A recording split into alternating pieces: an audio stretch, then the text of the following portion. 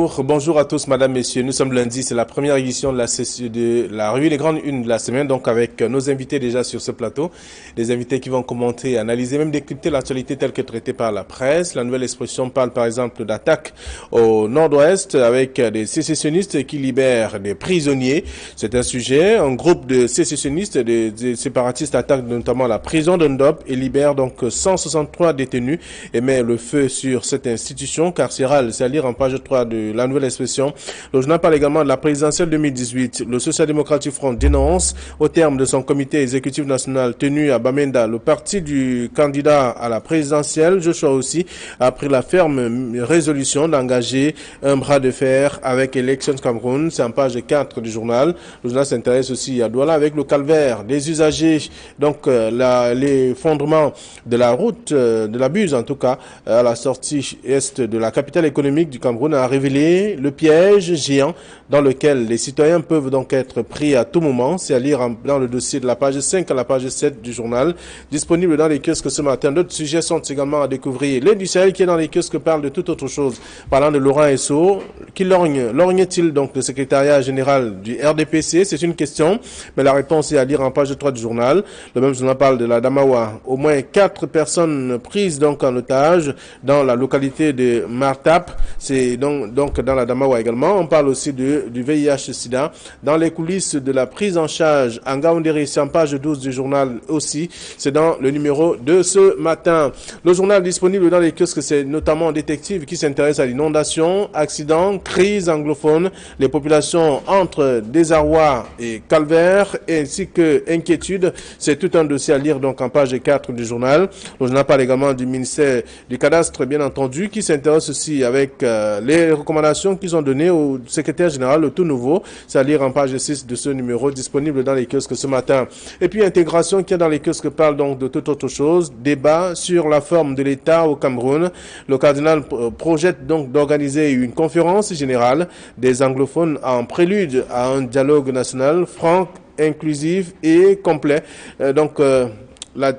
L'établissement, ou tout au moins l'establishment, crie donc au loup, avec notamment le titre que l'on peut découvrir ce matin, Christian Toumi éternue, le gouvernement s'enrhume. C'est le grand titre du journal. À lire aussi dans le numéro de ce matin, on parle de Marois au Cameroun et Lomé au Togo. L'extrémisme violent attaqué donc de toutes parts. C'est à découvrir dans le même dossier proposé par le journal Intégration, qui est dans les kiosques ce matin.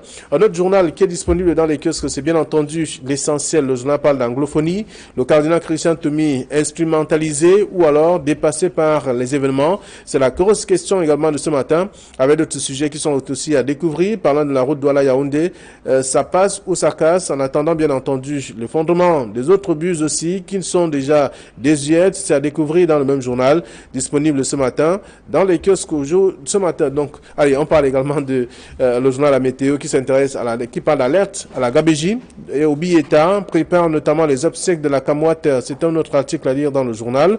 Le même journal parle aussi d'autres du management avec le docteur Madeleine Tuenté qui salue les compétences du directeur général de l'IRAD dans ce même journal. Le journal La Météo qui est dans les kiosques ce matin. Et puis on va retrouver le journal L'Info Matin qui parle de l'opération Épervier.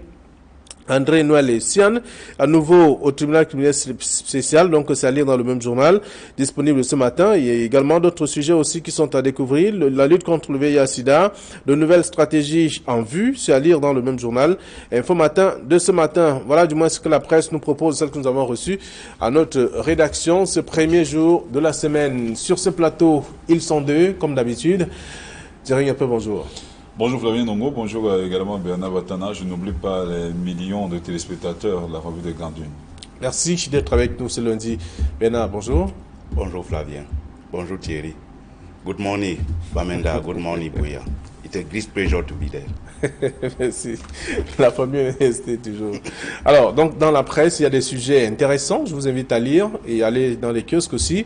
On parle par exemple de l'attaque au nord-ouest, avec des sécessionnistes qui libèrent des prisonniers, pratiquement 163, la prison de Ndop.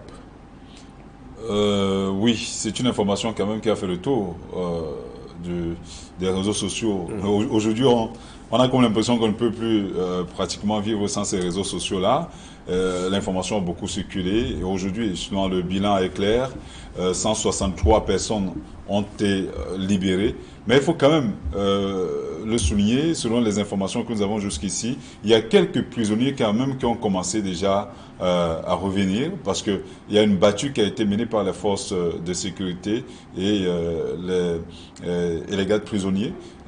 Peut-être ces derniers ont compris que cela ne servait à rien de rester en cavale. Beaucoup sont revenus. Maintenant, peut-être au terme de cette journée, on fera le bilan exhaustif pour savoir combien de personnes sont actuellement en cavale. Mais je crois quand même que cette situation peut nous permettre de répondre d'une manière ou d'une autre au cardinal Christian Toumi, qui avait demandé lors de l'annonce de cette conférence anglophone que le gouvernement devrait, avec les sécessionnistes, devrait convenir d'un cessez-le-feu bilatéral, devrait prendre une batterie de mesures, certainement nous en parlerons tout à l'heure, mais en réalité c'est une situation assez alarmante qui nous amène une fois de plus à croire que la situation est assez grave dans le nord-ouest et le sud-ouest. Alors, pas d'accalmie, comme on le croyait, en tout cas. Les actions sont toujours menées avec des sécessionnistes qui libèrent carrément des prisonniers et incendient même l'institution. Oui, c'est devenu un marronnier, comme on dit dans la presse là. Chaque jour, il y a un épisode dans ce feuilleton de la crise anglophone. Mais moi, je constate que davantage, les symboles de l'État sont mis à rude épreuve. Qu'on détruise, qu'on mette le feu sur une prison. C'est un symbole de l'État qu'on a détruit. Et l'autre constat que je fais, c'est que, effectivement, les sécessionnistes se sont enrichis de nouveaux adhérents. Parce que Thierry a dit qu'il y en a qui sont repartis à la prison, mais on est certain qu'il y en a qui ont plutôt grossi les rangs des sécessionnistes. Il faut faire très vite, au plus vite, pour que la situation soit régularisée. Sinon, chaque jour, autant les symboles de l'État sont mis à rude preuve, autant il y a une embazonisation des provinces du nord-ouest et du sud-ouest. C'est un danger. La cote d'alerte est presque atteinte. Très bien. Donc, l'article est à lire dans le journal La Nouvelle Expression de ce matin. On parlait d'un groupe de séparatistes qui attaque la prison de Ndop et libère carrément 163 détenus et met donc le feu sur cette institution carcérale. C'est dans le journal. Le même journal qui s'intéresse aussi à la présidentielle 2018 avec le Social-Démocratique Front qui dénonce, au terme de son comité exécutif national tenu le week-end à Bamenda, le parti du candidat de la présidentielle à la présidentielle, Joshua aussi, a pris la ferme résolution d'engager donc un bras de fer avec l'Elections Cameroun. Oui, effectivement, dans le manifeste de l'ECAM, dans l'arrondissement de Yaoundé 1er, il est écrit que il y a un bureau de vote au palais de Toudi, il y a des bureaux de vote dans les états-majors de gendarmerie et autres. Dans les casernes et autres. Dans les casernes et autres, là. Je crois que c'est une situation que l'OSDF a toujours décriée et qui perdure toujours. Qu'est-ce qu'on peut attendre d'un bureau de vote installé à la présidence de la République? Qu'est-ce qu'on peut attendre? Rien du tout, sinon voter pour celui qui est à la présidence. Moi, je pense que ce n'est pas équitable. Il y a quand même des lieux publics où on peut mettre des bureaux de vote, où les gens peuvent voter en toute quiétude. On sait que jusqu'ici, je crois que le président de la République votait à l'école, à Bastos généralement, et ça n'a pas posé de problème. On ne comprend pas qu'aujourd'hui, qu'on puisse installer un bureau de vote au palais. Parce que c'est trop criard, ça. Oui. Alors, ça fait problème. Ce sont tout au moins ce que dénonce le Social-Démocratique Front. Ça fait partie, bien entendu, des recommandations faites tout au long de la semaine, j'allais dire le week-end, au terme de leur rencontre mensuelle, bien entendu, qui leur permet souvent d'étudier des questions d'actualité, de voir également qu'est-ce qui peut avancer, qu'est-ce qu'on doit faire, qu'est-ce qu'ils doivent faire concrètement. Et ça fait partie des résolutions du dernier NEC. Oui, vous l'avez souligné, ce sont des résolutions assez importantes, mais l'une des plus importantes, c'est notamment celle qui est venue simplement souligner la crainte que l'on avait d'ailleurs depuis pratiquement une semaine. parce que depuis une semaine, effectivement, il y a un document de l'ECAM qui a circulé sur la toile. Il y a également des communiqués du responsable, notamment de Social Democratic Front, pour ce qui est du centre, qui est monté au créneau pour dénoncer cette situation. Donc le NEC n'a fait que revenir pour repréciser cette situation, tout en rappelant à l'ECAM de faire trop attention, parce qu'on ne saurait mettre, Bernard l'a souligné tout à l'heure, un bureau de vote à la présidence de la République, alors que le président a toujours effectué un mouvement de la présence pour Bastos, afin d'accomplir son devoir civique, tout comme beaucoup d'autres Camerounais. On ne peut pas mettre un bureau de vote dans une caserne militaire, parce que, quoi qu'on dise, les observateurs internationaux ou même des formations politiques ne peuvent pas avoir un droit de regard sur ce qui se passe dans une caserne militaire, quand même. Vivement que d'autres initiatives soient prises par l'ECAM parce que cela ne sert à rien. Pour moi, ce sont des contentieux post-électoraux qui pourraient naître à la suite de ce genre de manœuvre qu'on gagnerait à ne pas mettre en branle. Il suffit simplement, il y a des écoles qui sont généralement utilisées pour ce genre d'opération, vivant que l'ECAM redéfinisse sa feuille de route et réoriente ces bureaux de vote qui avaient été placés dans des casernes militaires. Il y a la présidence de la République vers ces établissements publics-là.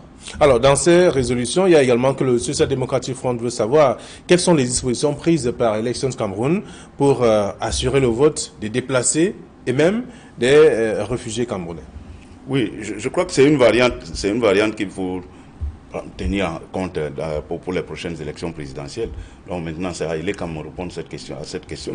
Il faut que l'élection Cameroun se déploie là où tous les Camerounais se retrouvent, tous les regroupements où on peut trouver les Camerounais. On a parlé même des déplacés ou autres là. Mais il faut aussi tenir compte de ceux qui se sont réfugiés en brousse. Et il faut peut-être que l'ECAM aille là-bas pour créer des bureaux de vote. Non, mais pour devenir plus sérieux, je crois que l'ECAM doit donner l'occasion à tout Camerounais et à chaque Camerounais d'accomplir son devoir de citoyen, c'est-à-dire aller voter.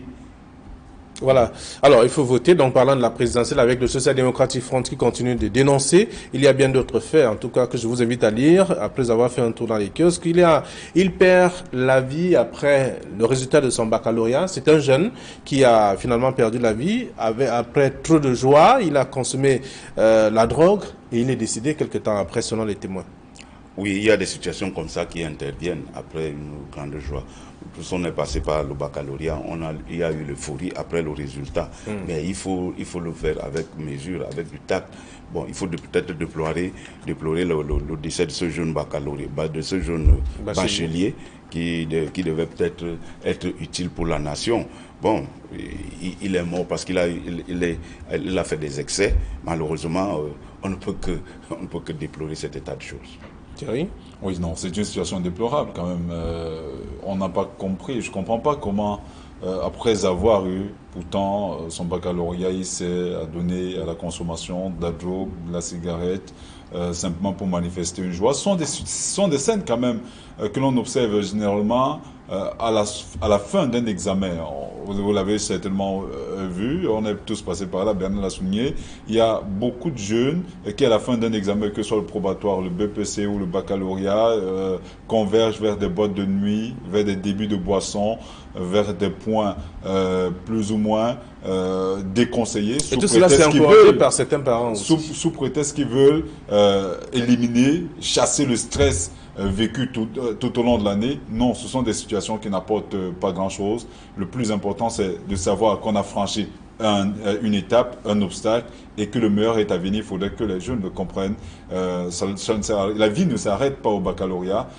Vous conviendrez qu'il avait certainement beaucoup de choses à apporter encore au Cameroun. Malheureusement, il est parti sous un égarement. Comme celui-là, c'est vraiment déplorable, c'est triste pour sa famille. Alors, pour davantage comprendre, je vous invite à lire le sujet en page 8 de la nouvelle expression « Autre chose » qui suscite également des commentaires, et vous allez d'ailleurs le constater pour ceux qui vont faire le tour dans les kiosques aujourd'hui. Il y a le journal Essentiel qui parle d'anglophonie. Le cardinal Christian Toumi est instrumentalisé ou alors dépassé par les événements, parlant notamment de cette conférence qui est annoncée, bien entendu. Alors, tous les journaux, ou presque, on parlait de ce sujet. Chaque journal allant de sa ligne de rédaction. On a parlé de pièges, on a parlé de complots, on a parlé de désaccords, on a parlé du cardinal Toumi qui est pris dans son propre piège, etc. etc. Il y a un autre journal, le journal Intégration, qui titre par exemple « Christian Toumi éternue, le gouvernement s'enrhume ». Quand Christian éternue, le gouvernement s'enrhume, une figure de style. Mais moi, je pense que depuis 2 ans et de là, que la crise anglophone a pris sa forme active. On a toujours cherché des interlocuteurs. Moi, je pense que la proposition du cardinal Toumi, des autres imams de Buea, Bamenda et puis l'église presbytérienne devait être saluée, devait être la bienvenue, parce que elle s'oppose comme facilitateur d'un futur dialogue qu'on pourra avoir au Cameroun. Mais d'aucuns estiment que ça vient sur le tard quand même. Mais ça vient sur le tard, il faut que ça vienne toujours. Que ça vienne sur le tard ou pas. Non, moi je pense que au lieu de regarder sous la soutane de Toumi, au lieu de regarder la soutane de Toumi, qu'on regarde la direction qu'il veut donner. Au moins donner la parole à ces hommes d'église. Parce qu'il s'agit même pratiquement d'un dialogue inclusif. C'est vrai qu'ils n'ont pas pris en compte les anglophones, mais ils ont pris en compte les gouverneurs des 2 régions. Les gouverneurs des 2 régions, les originaires de ces 2 régions, ceux qui ont déjà mis du temps dans ces 2 régions, qu'on soit francophone ou anglophone, les gars de la diaspora, etc., etc. Moi, je crois que c'est une plateforme qui peut apporter déjà, si ce n'est que la solution, un début de solution à la crise qui sévit depuis longtemps. On a dit, qu'est-ce que les prêtres, qu'est-ce que les hommes d'église font? Au moment où les hommes d'église s'engagent à faire quelque chose, disent que non, voilà, il est instrumentalisé, il est ci, il est ça. Je pense que, comme les Chinois le disent, au lieu de regarder, quand il montre la lune avec son doigt, regardez la lune, pas son doigt. Regardez au moins la lune que le cardinal Toumi est en train de vous présenter là, et non son doigt. Parce que c'est laisser la proie pour suivre l'ombre. Alors, je pense qu'on donnerait l'occasion à ces hommes d'église de s'exprimer, de faire ce qu'ils peuvent faire. Parce que l'essentiel étant de ramener la paix dans les provinces, dans les régions du sud-ouest et du nord-ouest. Alors, apparemment, il y a beaucoup qui n'ont pas lu le communiqué, en tout cas, qui est sorti de cette rencontre. Et parce que de ce communiqué fait simplement, il y a un point, le dernier en tout cas, qui rappelle que c'est juste un regroupement. Il est question de trouver après ce regroupement des gens qui pourraient donc parler au nom des 2 régions, au nom des autres, pour discuter, avoir des interlocuteurs, puisque le gouvernement voudrait justement avoir quelqu'un en face avec qui discuter. J'ai écouté avec beaucoup d'intérêt Bernard tout à l'heure, mais ce qu'il n'a pas semblé dire, c'est que le gouvernement n'est pas contre la démarche du cardinal Toumi. Vous l'avez d'ailleurs écouté le porte-parole du gouvernement, M. Issa Chiroma Bakary, qui n'est pas contre. C'est une démarche louable, logique, normale. Parce qu'on a toujours demandé, même sur ce plateau, qu'il y ait une sorte de débat inclusif qui permettrait aux Camerounais de s'exprimer sur la question. Mais ce que Bernard n'a pas souligné, c'est qu'il y a des préalables que M. Toumi, que Monseigneur Toumi a relevé, notamment je le soulignais tout à l'heure, le cessez-le-feu bilatéral. On ne peut pas parler de cessez-le-feu dans ces conditions. Quand des personnes se permettent d'attaquer un symbole de l'État, comme l'a souligné tout à l'heure, libérer 163 personnes, mettre le feu, tuer un prêtre, qu'est-ce qu'un prêtre avait à faire dans cette affaire? Qu'est-ce que le policier qui avait été égorgé à Oum avait à faire dans ce qui s'est passé? Non. L'État est le seul, jusqu'à preuve de contraire, garant de la violence légitime. Il faudrait que l'on le sache.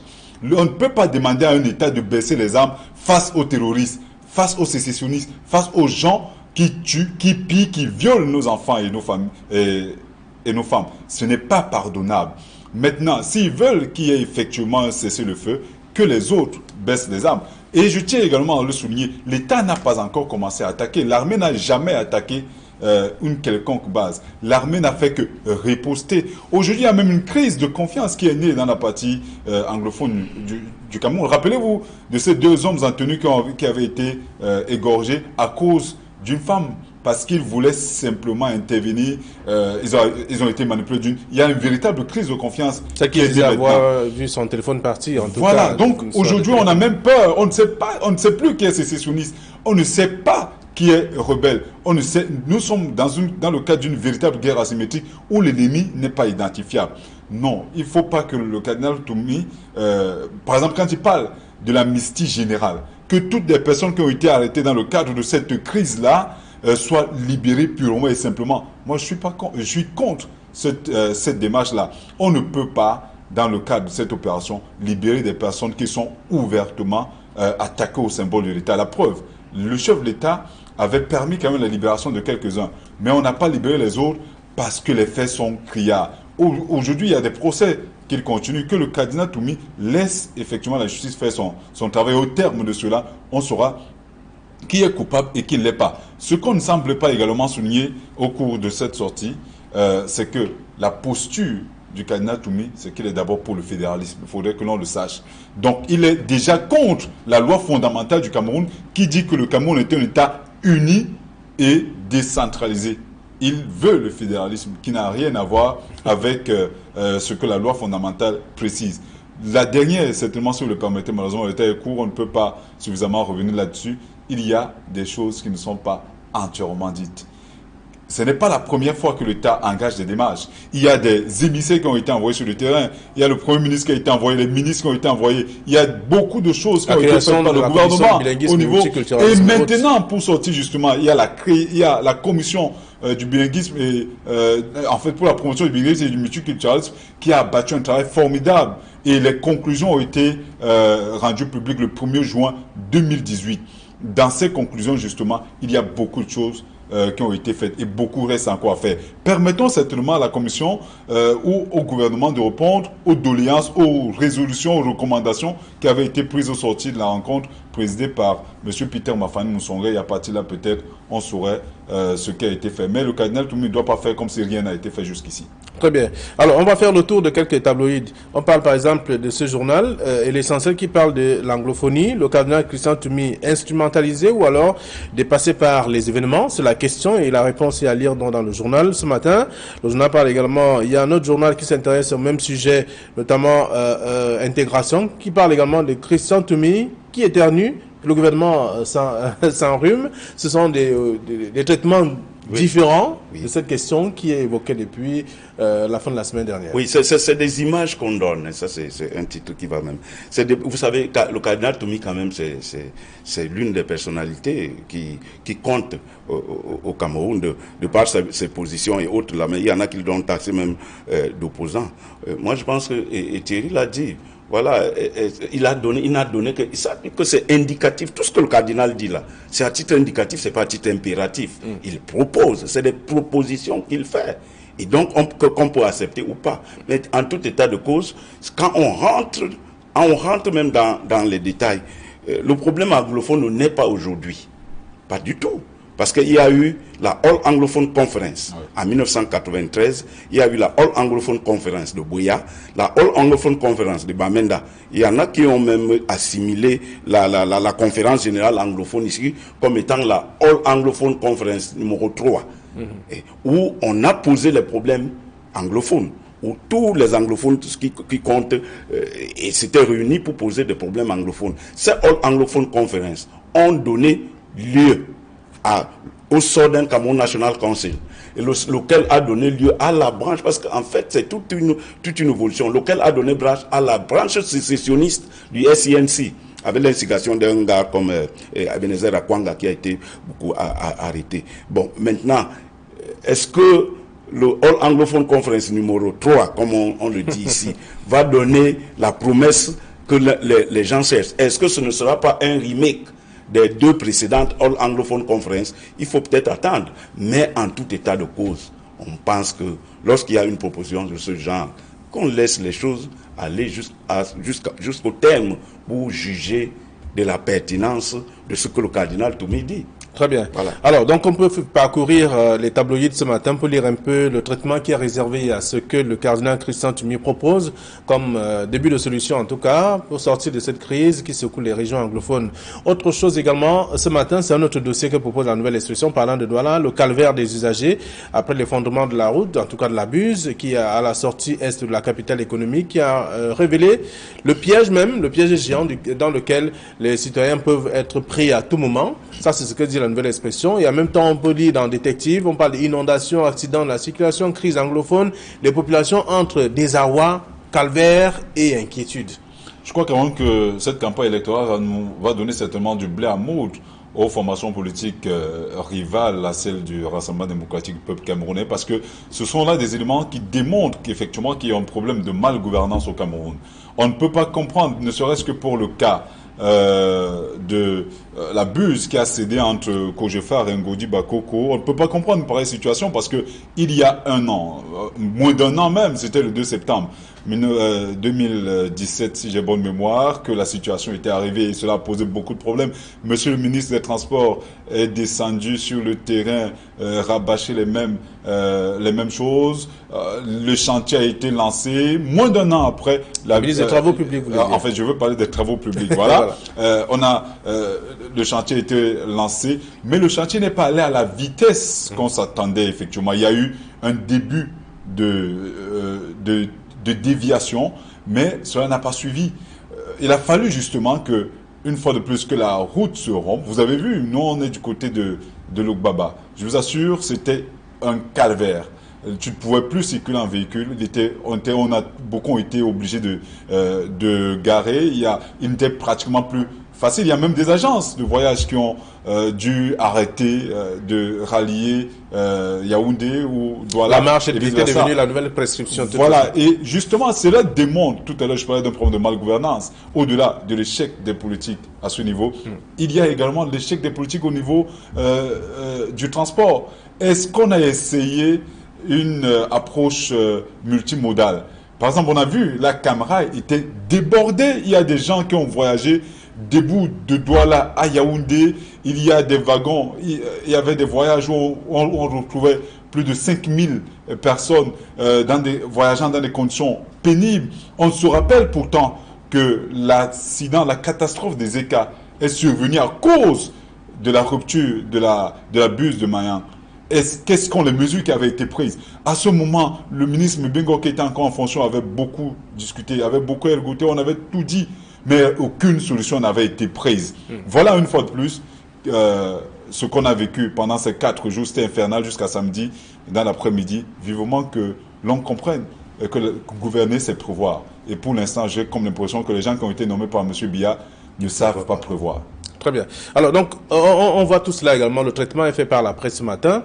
Le calvaire, tout un dossier en tout cas que propose la nouvelle expression, voir les coins, recoins même de toutes ces voies qui sont aujourd'hui en décrépitude. On voit justement la nationale numéro 3, Douala Yaoundé, c'est un véritable problème. À tous les niveaux, il y a des chantiers, mais des chantiers qui évoluent, il n'y a pas de tortue quand même.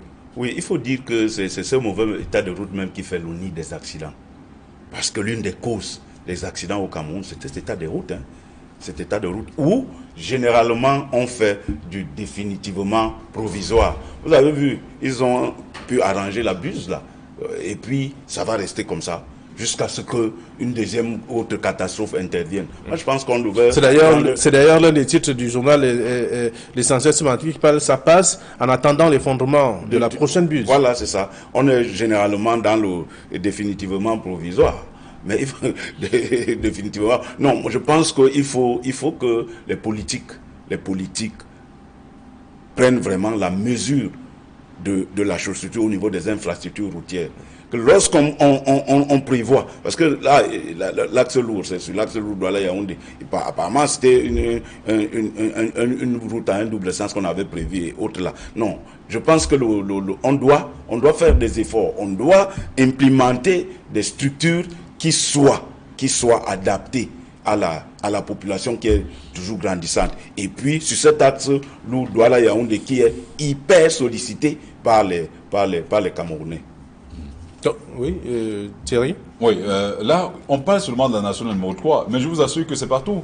À côté de cela, il y a le journal Détective qui parlait des inondations. Vous avez vu ce qui s'est passé à Limbé. Vous avez vu ce qui s'est même passé du côté du Septentrion, où des personnes, des familles sont actuellement sans domicile, où l'État a de la peine à dévier même le nid on n'arrive pas à comprendre ce qui se passe exactement. Mais je vous assure, ça c'est un gros problème de malgouvernance. Maintenant, il y a ce problème, notamment même à Douala. Vous avez vu ce qui s'est passé juste ici, à côté de Mobile Bonakwa, en allant vers le lycée, je crois, d'Aqua, où pendant toute la journée de jeudi et vendredi, les populations avaient de la peine à circuler dans la ville de Douala parce que les inondations avaient, parce que les eaux avaient atteint des hauteurs pas possibles. Il était pratiquement impossible de passer. On était obligé de créer des déviations, rentrer par des quartiers pour réussir parfois à vaquer à ses occupations. Ce n'est pas pardonnable. Rappelez-vous par exemple du côté de la Cité des Palmiers. Alors, mais entre-temps, on a appris qu'on a recruté des jeunes pour Flavien, ne me déboucher cet caniveau. Les caniveaux d'Aqua. Des jeunes ne peuvent pas aller construire des buses. Prenez le cas du carrefour de la Cité des Palmiers. L'eau dépassait 2 mètres de hauteur. Ce n'est pas le travail réservé aux jeunes. Il était question de créer, vous avez vu que le cas d'Aqua, juste le lycée d'Aqua ici à côté, c'est un problème également. Non, écoutez, ce n'est pas à ce niveau. Ce n'est pas parce qu'on parle du lycée d'Aqua que c'est à ce niveau nécessairement. Si c'est bloqué un peu plus bas du côté de la vallée Besséké, il y aura un problème au niveau du lycée d'Aqua. Donc il faut mener un véritable travail là-dessus. Le délégué du gouvernement, on se rappelle, l'année dernière, il était descendu, on a même cassé les gens dans des marécages. Mais on s'est attendu à ce que les travaux soient enclenchés. Rien n'a été fait. Le ministre Kouambissi qui est venu du côté du Carrefour Kondi à PK8, on a même mis un engin. Rien n'a été fait. L'engin est reparti, on ne sait pas pourquoi, sans jamais entamer les travaux. En réalité, ceux qui gèrent le Cameroun gèrent comme s'ils sont des étrangers. Gèrent comme si quand ça va péter, ils vont prendre leurs enfants et leurs familles, prendre leur vol et partir, et les autres Camerounais vont souffrir. Il faudrait que M. Biya sanctionne sévèrement toutes ces personnes qui sont responsables de ce marasme-là. Alors, ils sont de passage, quelqu'un l'a dit. Oui, ils sont des étrangers dans leur propre pays.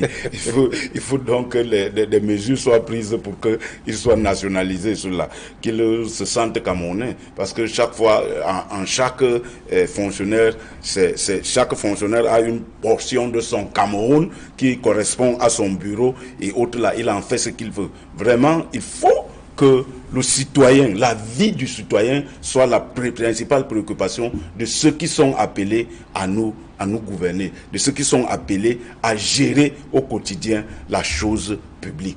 Très bien.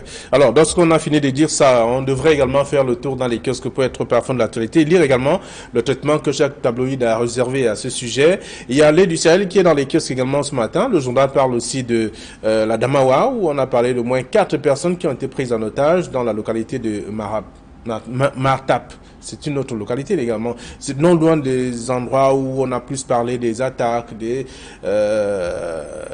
personnes armées. Oui, mais vous avez semblé oublier Goldavi où on a égorgé 2 autres personnes par Boko Haram.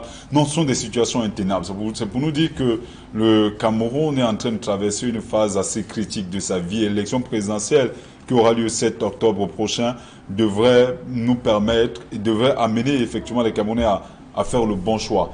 Parce que, quoi qu'on dise, c'est maintenant que cela devrait se décider. Il faudrait que l'on sache exactement qui peut faire quoi. Et si le président Biya est relu, qu'il prenne toutes les dispositions nécessaires pour que tout ce qui a été observé jusqu'ici s'arrête. Parce qu'on ne peut pas vivre des situations aussi compliquées comme celles que nous sommes en train de vivre aujourd'hui de manière définitive. Ça va finir par éclater, ça va finir par péter un jour ou l'autre. Et ce que nous ne souhaitons pas justement que ce que les autres vivent, que ce soit en RCA, que ce que les autres ont vécu en Côte d'Ivoire, que cela soit vécu au Cameroun.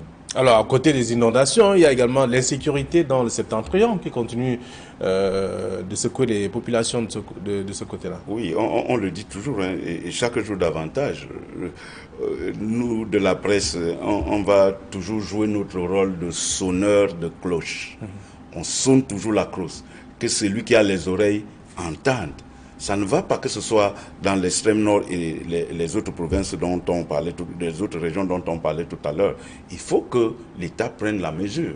Il faut que les politiques prennent les mesures. Parce qu'en réalité, c'est la vie de leurs électeurs, ceux qui sont appelés à les voter. C'est cette vie qui est mise à mal dans toutes ces zones d'insécurité. Merci à vous, chers messieurs. Bon retour à vos différentes rédactions. Nous laissons le soin, en tout cas, aux lecteurs d'aller découvrir ce que la presse propose dans les kiosques ce matin. Ça permettra également à la presse de vivre aussi. Bonne journée à vous demain. Nous serons encore là juste après le journal de 9h.